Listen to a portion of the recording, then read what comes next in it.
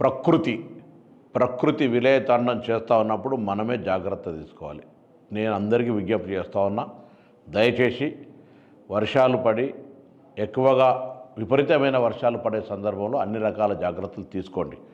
ప్రభుత్వం తరఫున రేవంత్ రెడ్డి గారి నాయకత్వంలో క్యాబినెట్, శాసనసభ్యులు, పార్టీ మొత్తంగా ఈ యొక్క రీహాబిలిటేషన్ వాళ్ళకు సంబంధించిన పునరావాస కార్యక్రమంలో నిమగ్నమై ఉంది.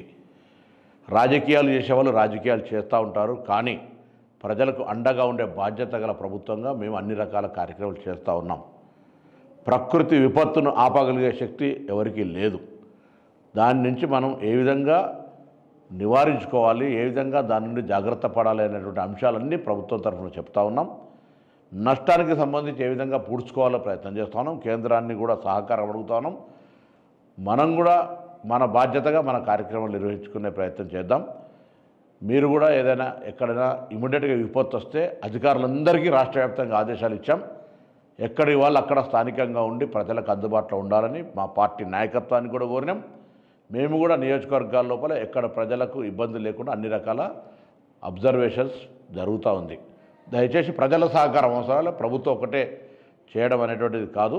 ప్రజలందరూ కూడా ఇటువంటి ఒక విపత్కర పరిస్థితుల్లో ప్రభుత్వానికి అండగా ఉంటూ పరస్పర ప్రజల సహకారం చేసుకునే విధంగా ముందుకు నడవాలని, మీకు ఈ యొక్క ప్రభుత్వం ప్రజాపాలన ప్రభుత్వం మీకు పూర్తి స్థాయిలో అండగా ఉంటుందనేటువంటి మాట సందర్భంగా మనవి చేస్తూ ఉన్నాను.